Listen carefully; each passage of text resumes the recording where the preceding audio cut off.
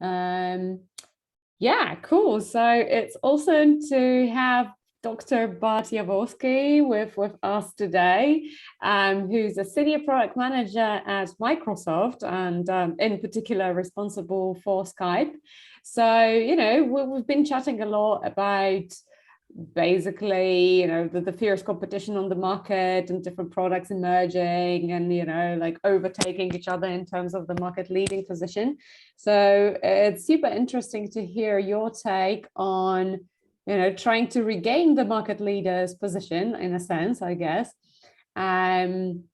Cool. Awesome. Could you tell us a little bit about yourself first? Like, how long have you been with Microsoft and Skype in particular? So, hi, I'm Dr. Bart. You probably see my cat soon. Yeah, it's just here.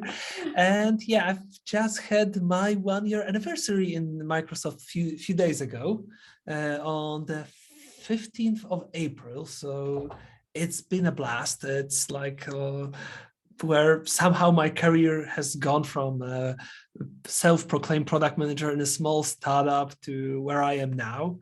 And I'm actually now writing a series of posts like in a very detailed way, recollecting the whole journey. And it's like the stories I'm recalling are so fun. I recall I went, okay, let's not deviate to the funny stories of my recruitment processes. And well, ask me what you wish. I'm here to answer. Yeah, sure. So you've been with Skype specifically for about a year now, right? As you said, you just had your anniversary. So yeah, you were recruited especially on this mission to kind of, make Skype a bit more competitive again, right? So I remember years ago, there was like over 10 years ago when I was going to my year abroad at university in Germany. And obviously, like the students used to keep in touch with their friends and parents, and at that point Skype was a verb, right? Now I can't like go out now, I can't talk now, I need to Skype my parents, right? So it was just the synonym, the word for, online calling, online conversations. And then it kind of zoomed away, didn't zoomed it? away, right? We had this conversation with a friend of mine, like, you don't say I will Skype someone anymore. You say like I will Zoom someone, right? So how did or that FaceTime happen? someone, Or unfortunately. FaceTime, yeah. If you're This is iPhone hilariously underlined by a channel called College Humor, where there is a interview with a obviously fake CEO of Skype, where he I know this one. Yeah, go watch it. It was that. hilarious before I joined Skype, and still hilarious to this day. So oh yeah. So the guys there really nailed it in terms of how we feel from time to time. But it's all about being in the right place in the right time, or simply being the first one. And I'm honestly not able to tell you what happened that Zoom got the first place in terms of organizing. And it's not because like, oh, how are they better with Skype? No, there are tons of similar products that were on the market, like Blue Jeans, WebEx, there's GoToMeeting. Everything are basically the same blueprint as Zoom, but I guess the thing that's okay with Zoom is the fact that it's free. Free to a point, because you are cut off after what, 1 hour, as I recall. 40 minutes or something. Yeah, maybe it's. I think the products that I listed are you needed to pay a subscription fee, so you always had this freedom that you could use Zoom whenever, just do your 1 hour meeting, and if you need, just buy the license. So maybe this was the fire factor which was still available in Skype. So again, not sure what happened here. Skype had its turmoils over the years. I recall back when I was that self-proclaimed product manager, it was the times where Microsoft actually purchased Skype, and I recall the dreaded feeling of another Skype update, and we were really, it wasn't even jokes. I recall feeling like it's getting worse and worse with every release, and that was many years ago. So mistakes were made, and for the last 12 months, at least I'm trying to, I don't want to say undo some of the mistakes, because those are too, it's hard to call them mistakes. It's Skype how it is. It's about making the product great for what people expect from it in 2022. Today. And learning from what's happening with Zoom, what's happening with all the similar products, and being better, being exceeding expectations visually, performance-wise. Visually, I think we are there.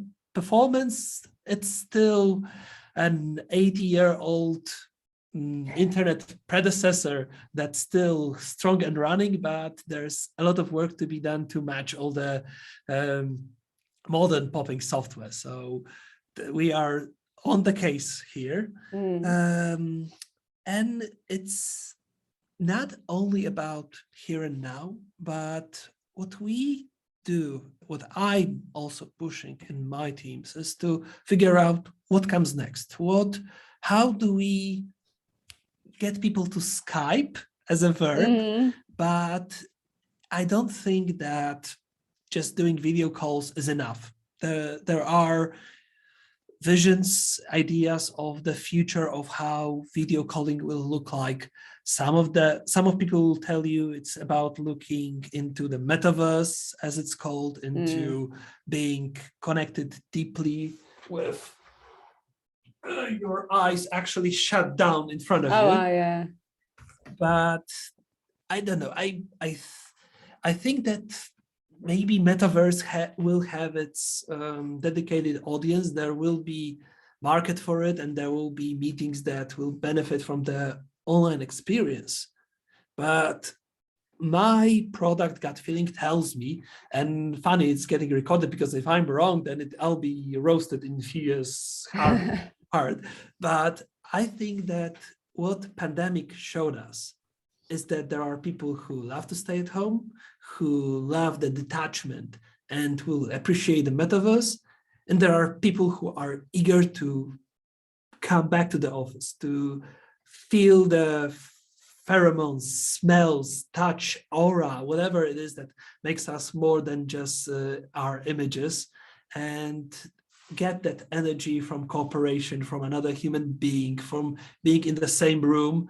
And myself being an introvert, I am sort of on that side of staying at home, not being eager to have that physical close contact.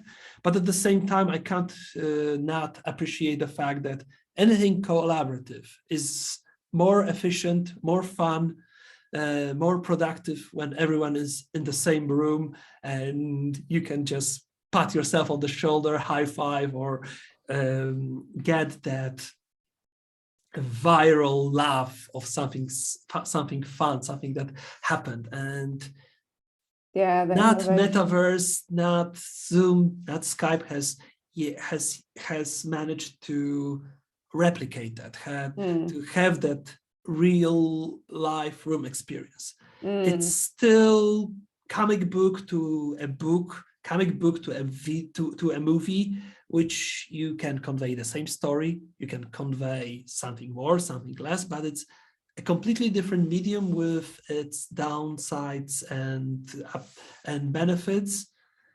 And perhaps we'll never be able to create a video meta calling application that will match the real life room experience.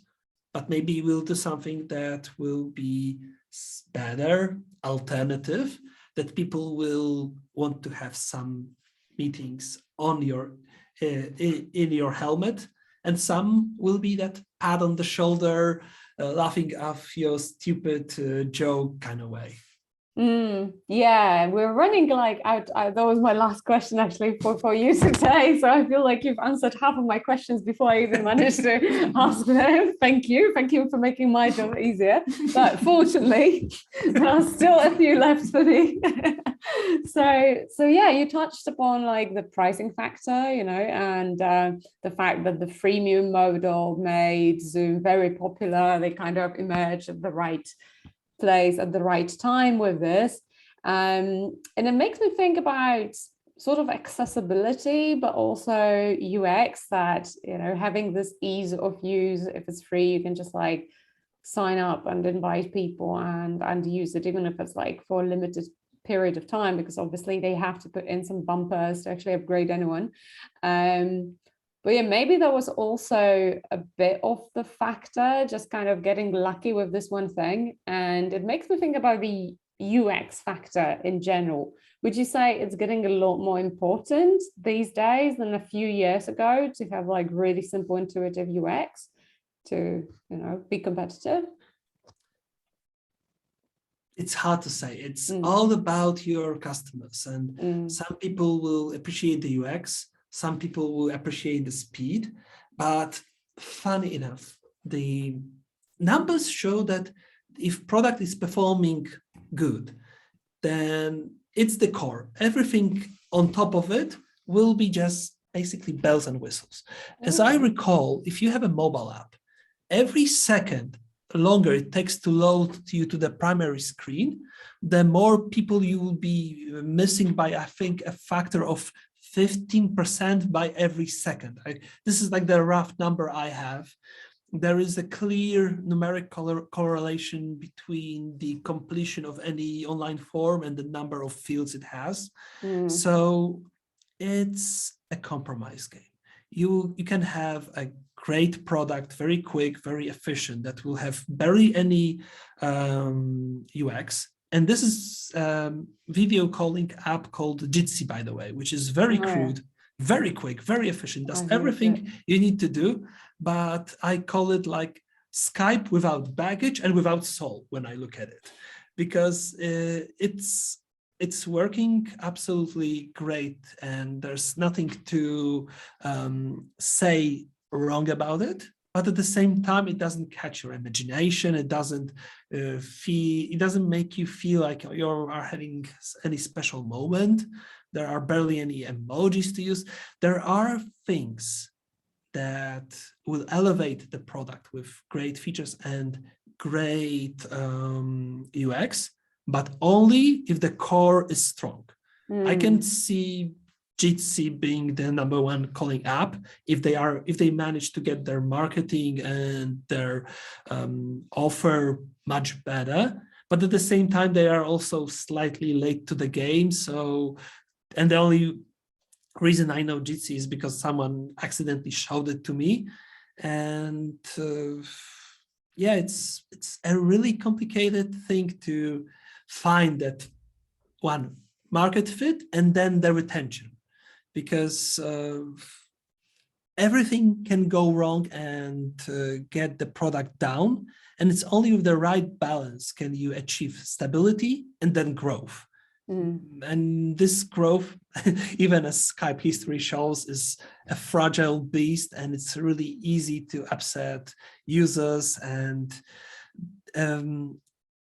what I teach my students is that the IT product development is quite forgiving and you can take risks, but it's only forgiving if you can say sorry and go back.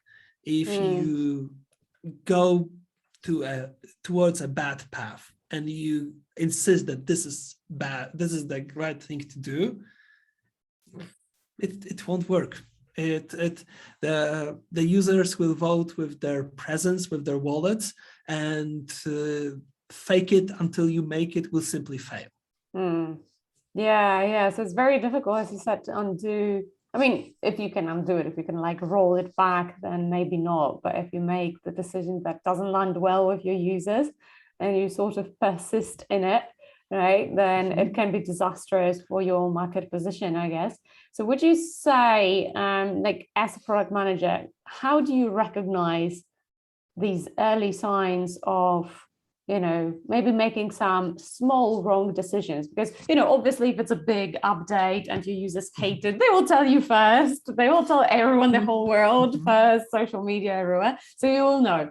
But if it's like this kind of, creeping normality, right, that sometimes you just make a bunch of small decisions that the users don't necessarily see immediately, but it kind of builds up all together. So what are the early signs that a product manager can catch to let them know that they are like going in the wrong direction? I would say that monitoring the NPS, Net Promoter Score, is something that really helps you to get a feeling of the overall product, because it's a trend thing. So if you like think that you are doing great, you are releasing great improvements, all is great, there isn't too much good feedback, but the NPS is going down, then you know that something is off. And I would say that it's really, like you say, a crippling decrease in quality. It will be hard to tie into any particular update or change.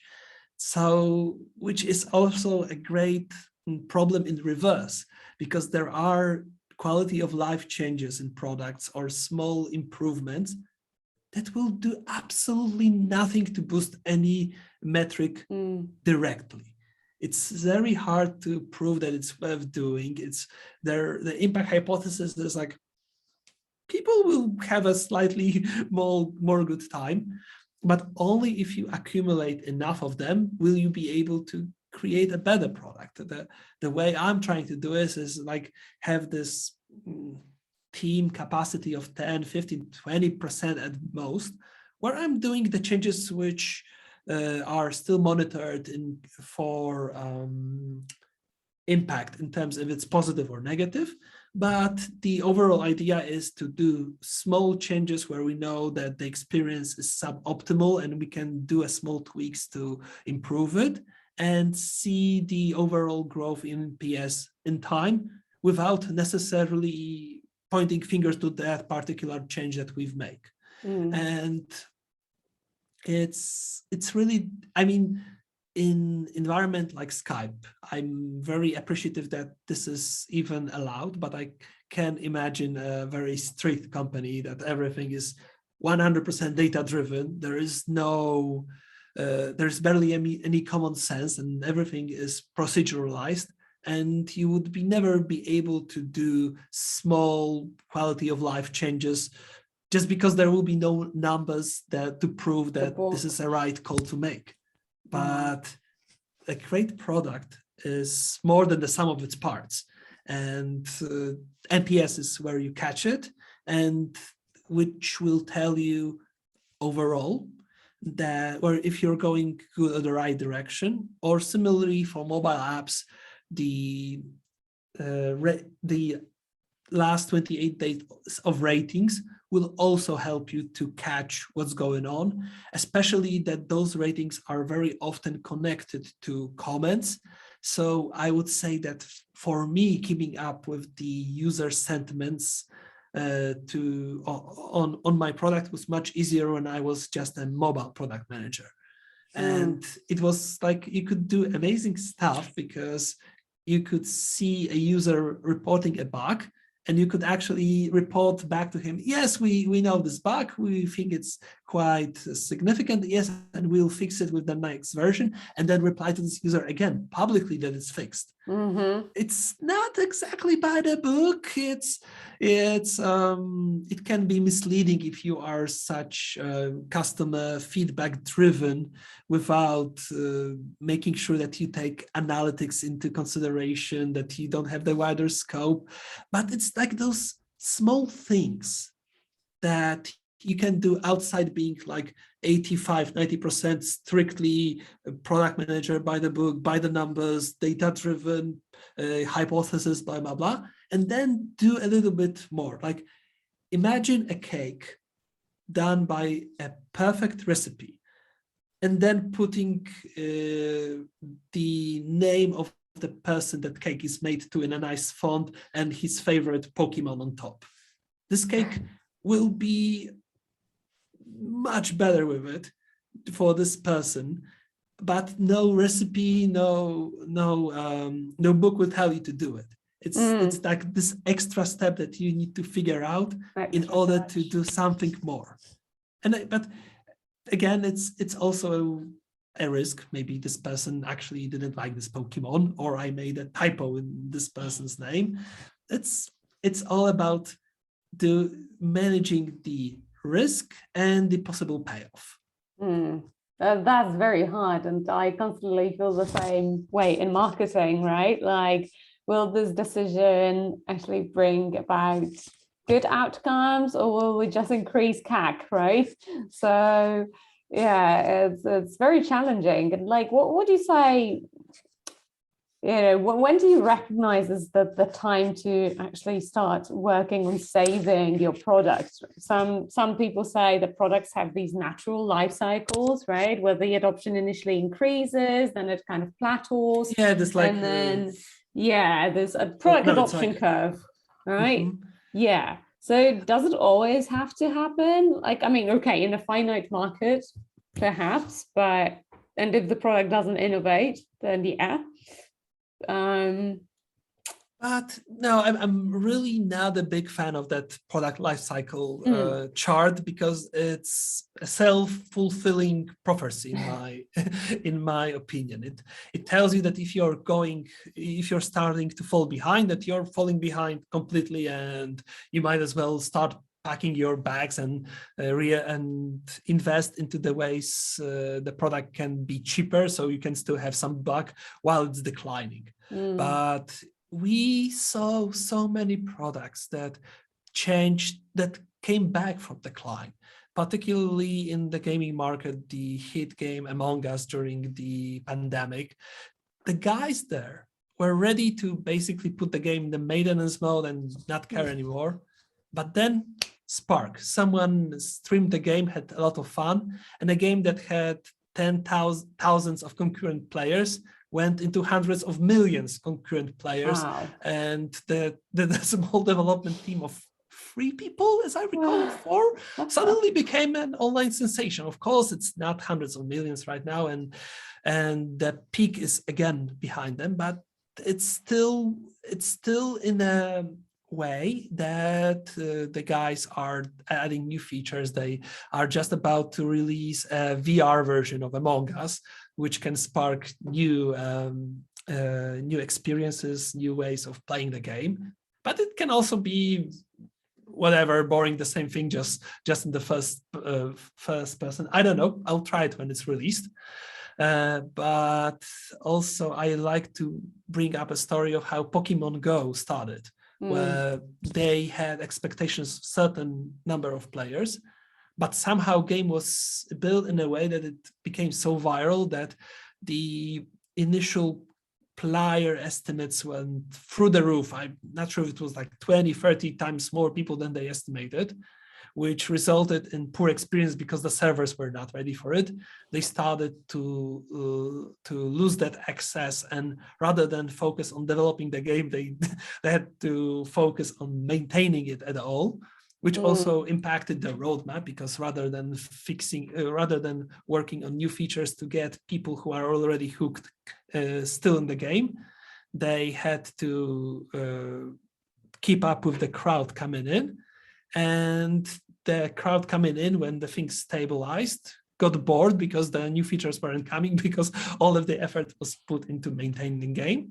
So it naturally, so you saw the rise and the decline, and then, people are bored with the game, whatever. No, it just went to the natural state where it stabilizes to the point where a dedicated fan base emerged, where the hype and the sensation went away. And I'm not sure if it's growing ever since, but it's still being developed. It still has a strong user base.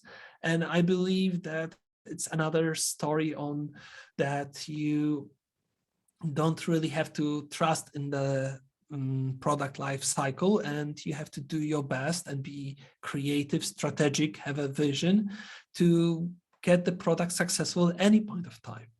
Otherwise, I probably wouldn't be working at Skype, and we will be talking about Teams if at anything, if declination was any sign of the fact that you need to pack your bags. But as for signs that things are going wrong, again, NPS, ratings, and just users will tell you that something wrong. Sometimes they will tell you, sometimes it might not even be that the product is bad or something, or you as a PM or the team did something wrong. Sometimes it's all about changing market and not reacting quick enough. Look at Clubhouse, which was again a sensation. Everyone was talking about Clubhouse. Everyone wanted to imitate Clubhouse and copy its features. Where's Clubhouse now? Yeah, they weren't able to keep up with their own product, the way I understand it, that they weren't able to convert the momentary success into the long-term sustainability. So you can a bit of pattern emerges here, right? With luck, with both with Clubhouse and with Among Us, that the twists in the product history were basically driven outside the factors within the product and the product team. So try your best, look what's out there, be brave, take risks, and make sure that you have strong foundations, a good product, backend at its core, and build on top of it while understanding the market, understanding your users, and hearing what they need and what's happening around you. It all starts there, right? Doesn't it? With a strong product and ultimately having this sustainable, basically growth strategy and a strong base. But, you know, like I recently read a really interesting blog about sunsetting products, and then I wrote a newsletter about it. And, you know, it made me wonder, like, why some companies, when they see this early signs of decline, decide to just, you know, pack it up and move on. I was personally really shocked. Like, it was just over a year ago. I've been using Endomondo forever, right? Like 10 years, maybe, something like that. And then suddenly I'm getting this notification that they will be closing shop. And they only gave like 3 months notice, right? That you need to download all your data and move to another app, right? And I was quite disappointed because I was using it for so long. I was used to it, and then I had to move. And it just made me wonder, you know, they had like millions and millions of users. They got acquired, and they had an equity buyout. And then what? Just like, okay, we've made it. Let's just pack it up. Like, why do some companies decide to do it while others decide to, you know, pivot? And what would you say? Maybe it's the faking till you making it not always working. I'm not sure.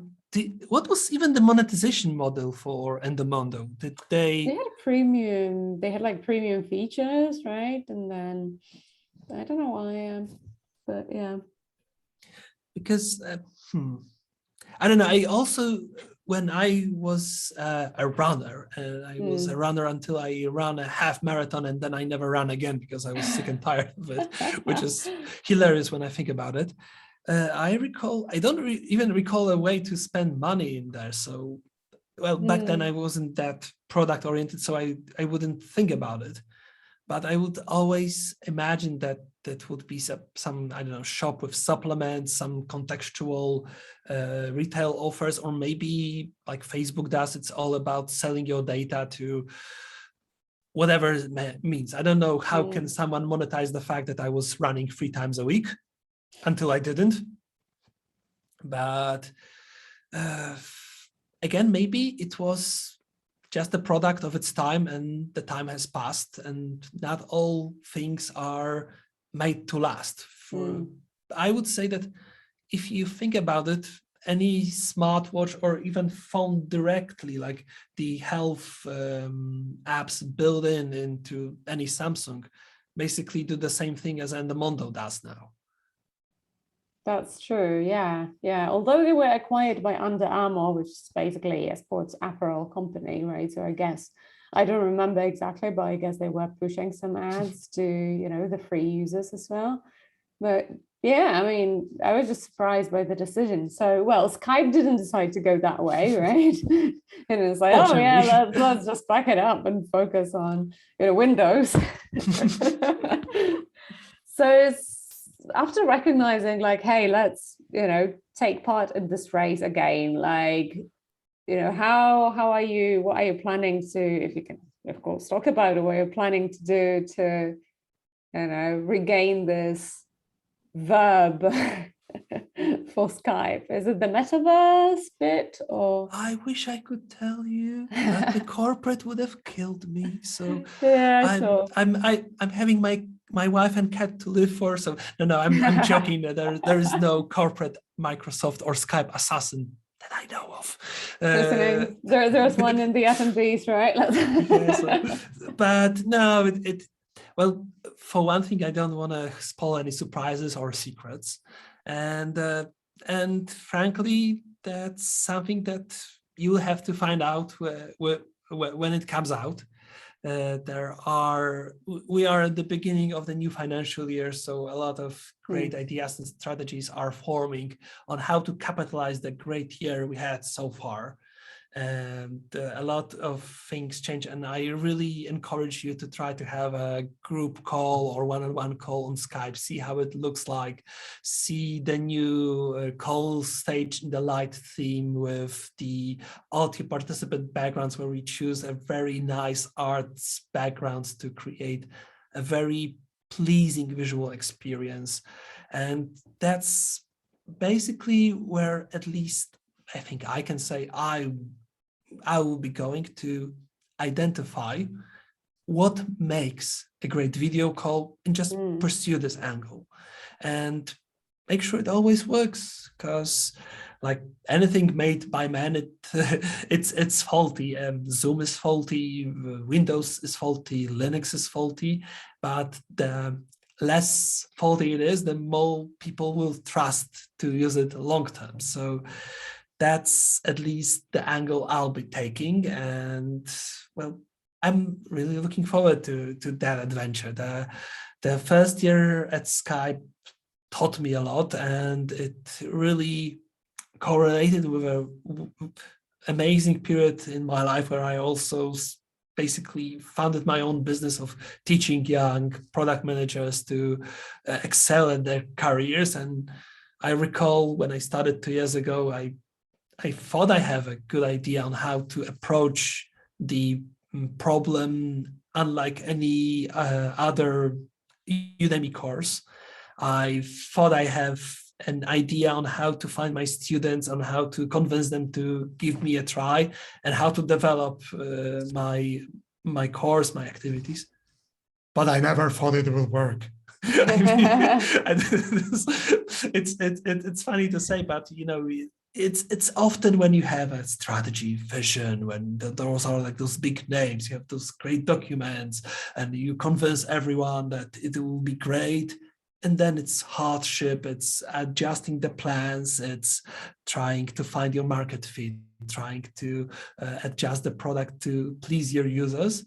And I thought it will be a more bumpy way, that it will cost me much more effort and time. Not to say it didn't cost me a lot of effort to get where I am, but I'm really happy to be a product manager that actually has a product that was conceived in his head and that I'm growing day to day. And it makes me a better Skype product manager. And being a Skype product manager makes me a better teacher. There was this great conversation on Twitter. Someone just tweeted literally, how come all people that teach you product management are not product managers themselves anymore for years? What do they know by now? Like, hello, I'm still here. I'm trying my best. Yeah, that's such a good point, right? That I thought about it recently as well, that, if I were, for instance, to teach, product, sorry, not product, but like content operations, I would still need to be in content operations for it to, to be relevant, right? To stay relevant. But you mentioned something super interesting that kind of we could slap on top of this video as the motto for all product people. Like, you are trying to figure out what it means to have a good video call. And this just so resonates, right? Like, just I think that's kind of quintessential for a product manager's job, to understand what it means for their end users to have like a good experience with the product, and what it means for them to get a good outcome from the product, right? I can give you maybe a small hint of what I can't tell you, and what is something that really resonates me, that we checked the usage of cameras, and we checked how much the users use video share. And I can say that the numbers of both in relation to each other were not what we expected. And that did make me think a lot. I don't want to say which one was most used. I don't want to say what were the actual numbers, but it's all the process of learning, of observing your own product and knowing that you know nothing, basically, until you measure it, until you know that those measurements are correct, verified, and are not some fluke in data. And only based on that do the right decision to find the right calls that will elevate your product higher.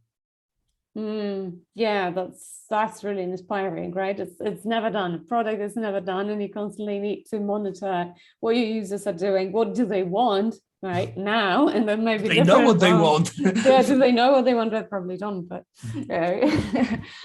watch them, don't talk to them, because they will tell you something completely different than they are really doing. Yeah, my faster horse is on the backyard is the great example of that. Right, yeah, exactly. So yeah, super cool insights. We'll be watching Skype closely to see what happens right in there, and I'm mindful of our time, so we need to wrap it up. It went really fast, but thank you so much for enlightening us on, you know, when we should look for these signs of decline, and maybe not too much and not be too like obsessed with it, because it's sometimes just natural, right? Unlike what a lot of people preach, right, that you should always be on the rise, and especially if you see exponential growth, always be growing. So thank you so much, Bart. And where can we find you? Where can people contact you to, you know, hit you up?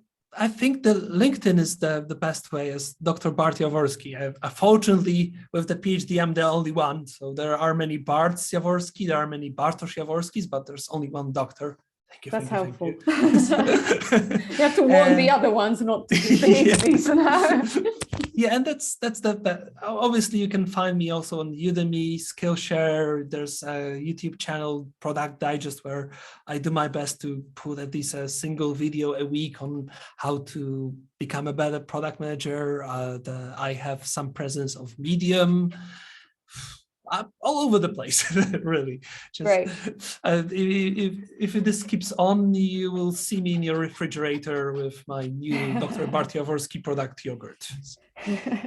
That's the secret new project you're working on. Diversification. Exactly. Yeah. That reminds me of, I'm going off the tangent of a recent Jason Lemkin post when he said exactly about that in order to keep growing, you need to diversify. So yeah, if not digital products, then maybe some yogurt. We'll post some links on YouTube under this interview so people can find you easier. And yeah, great chat as usual. Looking forward to having another one, and have a good rest of your day. You too, and it was an absolute blast and a pleasure. See you soon. Thank you. See you. Bye-bye. Bye-bye.